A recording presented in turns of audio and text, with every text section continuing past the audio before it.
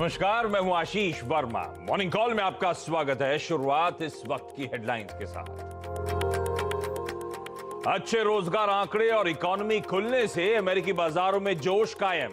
कल डाउ 461 अंकों की बढ़त के साथ हुआ था बंद। नए शिखर पर पहुंचा नैस्डैक।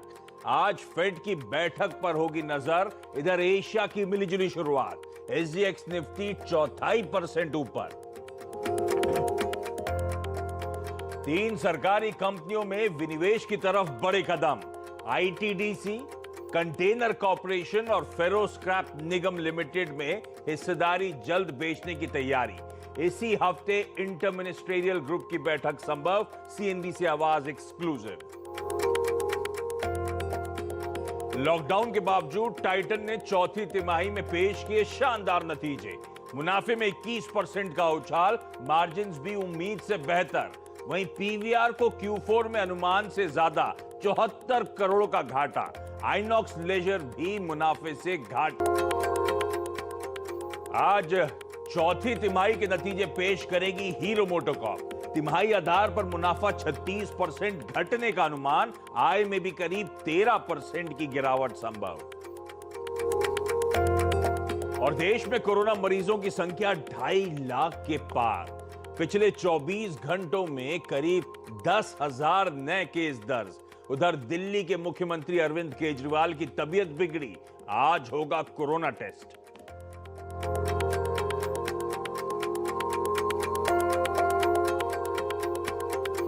पहले मंगलवार की सुबह और भारतीय बाजारों में तेजी के साथ, उछाल के साथ, बढ़त के साथ जो कामकाज करने का सिलसिला है वो लकीली इस हफ्ते की शुरुआत में कल भी कंटिन्यू होता हुआ नजर आया। 1/4% की बढ़त के साथ सेंसेक्स और निफ्टी में कामकाज देखने को मिला।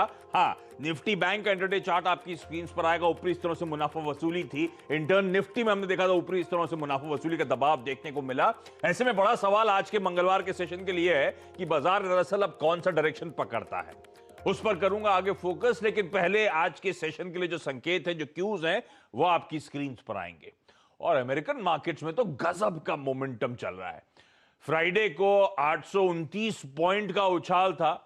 उसके ऊपर कल जब हम भारतीय बाजार में कामकाज की समाप्ति कर रहे थे 3:30 बजे, डाउ फ्यूचर्स इंडिकेट कर रहे थे 145 अंक की मजबूती अमेरिका में होगी। पर दरअसल जो सेशन अमेरिका में हुआ उसमें 461 अंकों की बढ़त के साथ कामकाज होता हुआ नजर आया। चल क्या रहा है? ऑप्टिमिज्म है वहां पर। पहले तो वो जॉब्स रिपोर्ट जो फ्राइडे को आई थी, बहुत स्ट्रांग जॉब्स रिपोर्ट थी। और उसके बाद वो फ्राइडे के सेशन में और उसका रब ऑफ अपने मंडे के सेशन में आता हुआ देखा। साथ साथ ऑप्टिमिज्म इस बात का भी है कि जो इकोनॉमी जो खुलती हुई यूएस मार्केट्स में नजर आ रही है, उसका भी वहां पे फायदा मिलता हुआ। तो ऑप्टिमिज्म है इक्विटी मार्केट्स पे जो आपको स्क्रीन पे रिफ्लेक्ट होता हुआ नजर आ रहा है। अच्छी बात यह है कि इस तरह की बैक टू बैक 2 दिनों की गजब की तेजी के बाद आज भी डाउ फ्यूचर्स स्टेडी नजर आ रहे हैं। फ्लैट कामकाज होता हुआ इस समय नजर आ रहा है। तो बड़ा स्ट्रांग मोमेंटम यूएस मार्केट्स में देखने को मिल रहा है। तो हमें वो अच्छी क्यूज डाइजेस्ट करने हैं। जरा एक बार एशिया स्क्रीन पर लेकर आइएगा डायरेक्टर साहब। एशिया में आज लेकिन मिला जुला कामकाज है। अच्छी बात यह कि एसजीएक्स निफ्टी दिखा रहा है कि हमारे यहां तो मोमेंटम इंटैक्ट है। 1/4% की बढ़त के साथ शुरुआत होने की इंडिकेशन ही देखिए। मैंने कहा था एशिया में मिला जुला, हम लकीली पॉजिटिव साइड पे खुलने की तैयारी करने वाले हैं।